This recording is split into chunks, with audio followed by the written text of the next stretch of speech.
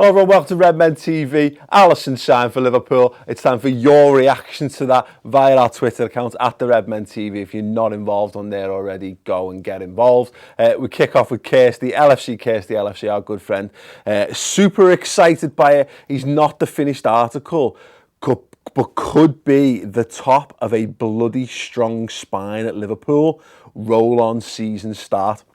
Completely agree with that. You look at all the best teams have that spine. It's a cliche, but it's a cliche for a reason. Goalkeeper, centre half, DM, AM, forward. And maybe ours is slightly skewed by the fact that Salah's probably our best player who plays on the wing. Bonus as far as I'm concerned. But right now, Alisson, Virgil van Dijk, Naby Keita, if you want. Henderson, Fabinho, take your pick. Bobby Firmino up top. Boss. Absolutely brilliant. Okay, we move on. Brian Miller, 2 bits. Sorry, Brian. There's probably a much more sensible way of saying that. Boss, absolutely sound. I'm thrilled that we are making the kind of moves to not just improve the side, but make us elite. That's the big thing, and that's what Liverpool have done in terms of the transfer market. Look, this is a Liverpool side who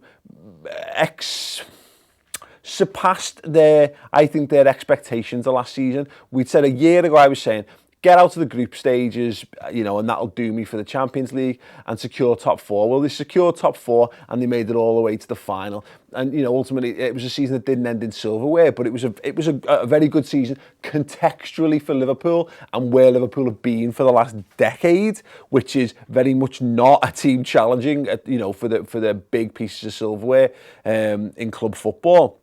So we had a good side, and instead of just going, oh, maybe we just need one or whatever, no, we've gone big. We have gone big this summer to make sure that we get the support, and we don't, as I say, it's not just an incremental gain, it's not just a slight evolution or whatever. We're going, right, no, it was great that we did that. What does this side look like with proper top-level premier investment?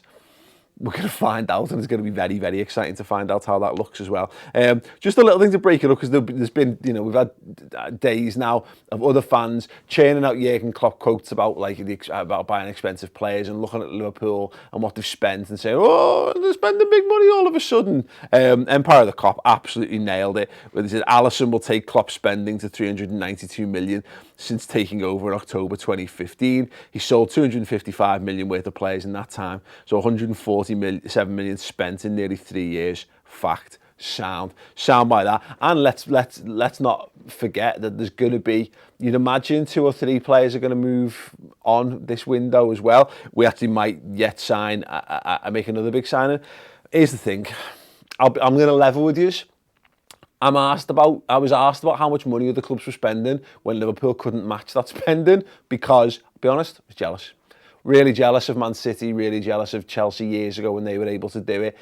Jealous of Man United's ability to do it, etc., etc. And it was annoying because I always felt that Liverpool it just wasn't a level playing field. And, now that's a complaint probably for fans of other clubs. And I do feel sorry in that regard. I would love football to be a world where it was just everyone had the same amount of money to spend, and the best managers and the most talented, trained players and went on to win the league and win all the silverware. But those days are gone, and if Liverpool want to compete and they want to be at the top end, then they're going to have to spend the big bucks to do that. And it does look like finally the Liverpool owners have gotten to a situation where they're comfortable to bankroll that kind of thing. And let's be honest, Liverpool have bankrolled it themselves. A Champions League run, therefore increased visibility, therefore increased value on commercial deals, etc., etc. This is a football club run sensibly and then being able to reap the benefits of it, which is absolutely magic as far as I'm concerned. JC Kuzo, I'd pay the bill myself if it means we have a goalkeeper with functioning hands. Aww, poor old Loris. I feel so sorry for Loris Karius, by the way. I do.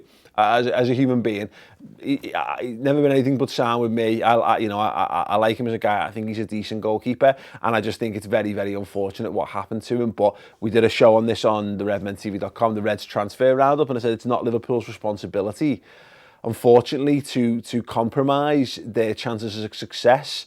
Because a fella got a bit unlucky in a big game of footy, and it's sad, and maybe that is the death knell for the old Liverpool. But if it means that Liverpool get to win some silverware, we can kind of sort that out in the years to come. Daz Bromsgrove thought he looked average when he played at Anfield. But keep in mind, I thought Gerrard was crap when I saw his first few games. 100% trusting Klopp. He knows best. Yeah, I've said it myself. I've gone a couple of months, basically since January, trying to convince myself that he's not quite the right fit for Liverpool. I wasn't sure, and now that I've seen him, I can swing back the other way, and I can finally take the handbrake off in my affection for this guy. So, and he does look a great fit, and I'm glad of that. Very, very glad of that. John Boy, Jay Sealeaf says, best transfer window I've seen from Liverpool. 100%. You know, the closest we've got to that, like last summer was pretty good, you know, in terms of Salah, and then getting Keita, etc., boxed off, Oxlade-Chamberlain, and then obviously factoring in, then, you know, obviously January's not the same window, but getting Van Dijk in the same, you know, season, as it were, is good.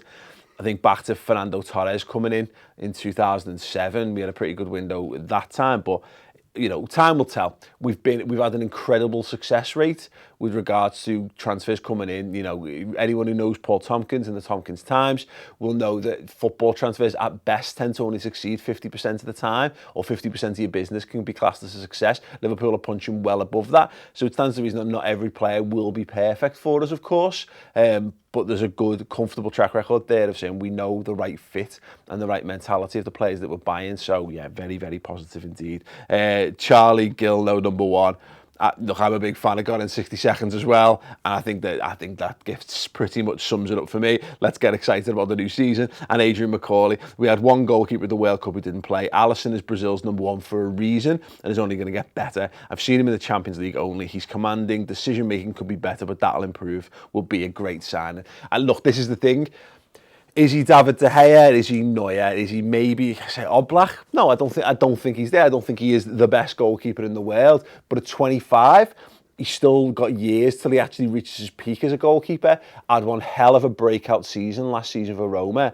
And if we were buying someone on that level of performance as an outfield player, we'd be very, very excited about this. I think the Brazilian number one thing's good. I think Ederson's a tremendous goalkeeper, and it's going to be telling now, with them both in the same league, both competing in the same competitions, probably at the business end of those competitions as well. I imagine if he can keep Ederson out of that team, it means we've got an absolutely top quality goalkeeper, and that's all Liverpool have needed for the very, very long time. It's often been the missing piece in so many great sides that we've had. Let's hope it is more that way. He's more early Pepe Reina than he is Simon Mignolet. That would be tremendous, Liverpool. Thoughts in the comments below. If you want more analysis on Alisson, whether it's just us chatting about how excited we are, there's a special on the website now. If you want to know more about his stats and how he's likely to fit in, and just how good he is from a pure analytical sense, the Stats and Tactics Alisson special, also on the website, theredmentv.com. Start your 3-month trial, get signed up. We have got you covered. Between all the analysis of the games,